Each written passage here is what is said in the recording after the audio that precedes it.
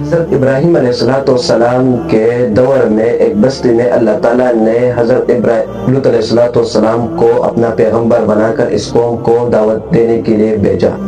لوط علیہ السلام کے قوم لوگوں کے ساتھ، لڑکوں کے ساتھ بدفعلی کے کام کرتے تھے، بے شرمی کے کام کیا کرتے تھے۔ لوط علیہ السلام قوم کی طرف دعوت دینے کے لیے آئے، نصیحت دینے کے لیے آئے کہ اے قوم، تم یہ بے شرمی کے کام، بدفعلی کے کام لڑکوں کے ساتھ کیوں کرتے ہو؟ لڑکوں کو چھوڑ کر آپ لڑکوں کے ساتھ یہ کام کرتے ہو۔ آپ سے پہلے یہ کام تو دنیا میں کسی نے بھی نہیں کیا۔ جو کام آپ لوگ کرتے ہو تو وہ قوم کے ساتھ اور جواب نہیں تھا۔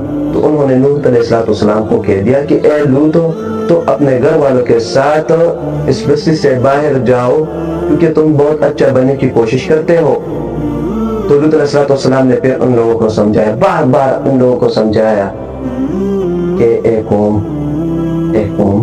اللہ سے ڈر جاؤ، یہ بدفعلی کے کام تم کیوں کرتے ہو؟ ان کو چھوڑ دو، لڑکوں کے ساتھ یہ بے شرمی کے کام چھوڑ دو۔ ان قریب تم پر اللہ کا عذاب آئے گا، پھر کوئی نہیں بچائے گا، میری بات مان لو۔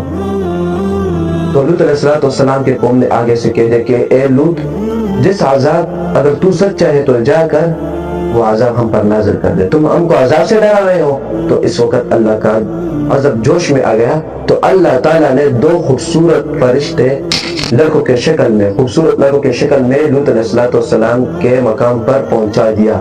جب لوط علیہ السلام نے ان دو فرشتے جو خوبصورت لڑکوں کے شکل میں تھے انہوں کو دیکھا تو بہت پریشان ہو گئے کہ تو میرے مہمان ہے، اگر اب میرے قوم کو پتہ چل گیا تو وہ قوم آ جائے گا اور اس لڑکوں کے بارے میں مجھ سے غلط مطالبہ کرے گا، بدفعلی کا مطالبہ کرے گا۔ وہی ہو گیا کہ وہ قوم آ گیا اور لوط علیہ السلام کو کہہ دیا کہ اے لوط، تمہارے گھر میں جو دو لڑکے ہیں خوبصورت، وہ ہمیں حوالہ کر دو۔ لوط علیہ السلام نے کہہ دیا کہ اے قوم، تمہیں پتہ ہے کہ یہ میرے مہمان ہیں اور ان کا عزت کا خیال کرو، میری عزت کا خیال کرو۔ اگر تم میری لڑکوں سے شادی نکاح کرنا چاہتے ہو تو ان کو اپنے نکاح میں لو۔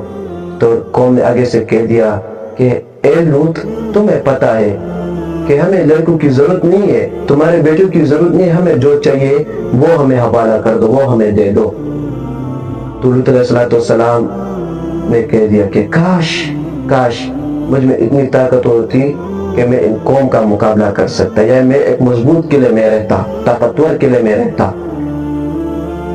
تو فرشتوں نے جو خوبصورت لڑکوں کے شکل میں تھے، انہوں نے جب لوط علیہ السلام کے چہرے پر جو غم دیکھا تو انہوں نے لوط علیہ السلام کو کہہ دیا کہ اے لوط، پریشان مت ہو، یہ لوگ تمہارے کچھ نہیں بگاڑ سکتے، تم تک نہیں پہنچ سکتے، اور تم رات کے اندھیرے میں اپنے گھر والوں کے ساتھ اس بستی سے باہر چلے جاؤ اللہ کے حکم سے، اور صبح کا وقت ان لوگوں پر عذاب آنے والا ہے، اور اپنی بیوی کو چھوڑ دو اس بستی میں کیونکہ وہ کافر ہے، اور جب تم اس بستی سے باہر جانے لگو تو پیچھے مڑ کر مت دیکھنا۔